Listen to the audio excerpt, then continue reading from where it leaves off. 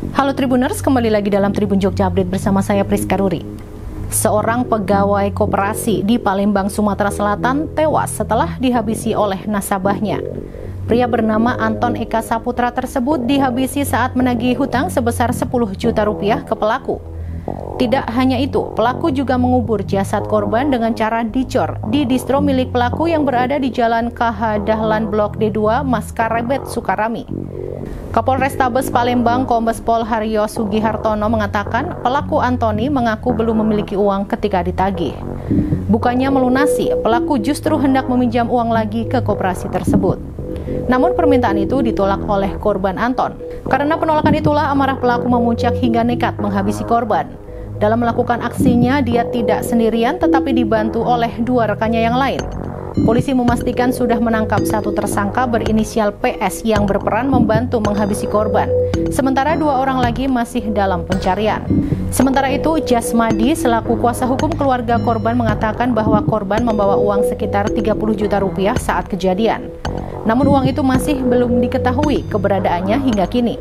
Jasmadi mengatakan kasus pembunuhan ini terungkap berdasarkan keterangan keluarga korban dan rekan-rekan korban di koperasi.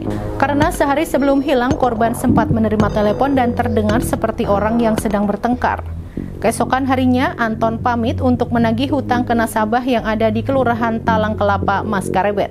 Namun sejak saat itu korban tidak diketahui keberadaannya. Keluarga korban pun selanjutnya membuat laporan orang hilang.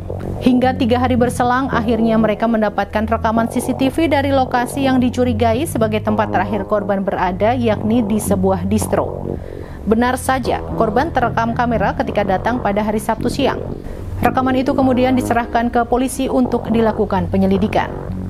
Kecurigaan semakin kuat ketika distro tersebut tidak pernah buka lagi sejak korban hilang. Selain itu, rumah terduga pelaku juga kosong dan nomor ponselnya tidak bisa dihubungi kembali. Sementara itu, dari keterangan salah satu pelaku yang telah ditangkap, korban dihabisi setelah ada satu di antara mereka yang menyamar sebagai pembeli di distro milik pelaku utama Antoni. Disitulah korban dihabisi dan kemudian jasadnya dicor. Terkait kasus tersebut, Kapolsek Sukarami Kompol M. Ikang Ade Putra menambahkan, posisi jenazah korban dicor di sebuah tempat bekas kolam kecil yang ada di belakang ruko distro tersebut. Demikian berita terkini terkait pegawai koperasi di Palembang yang dihabisi nasabahnya saat menagih hutang. Ikuti terus berita-berita terkini hanya di Tribun Jogja Update. Saya Priska Ruri dan segenap kru yang bertugas pamit undur diri. Terima kasih dan sampai jumpa. Download Tribun X sekarang. Menghadirkan lokal menjadi Indonesia.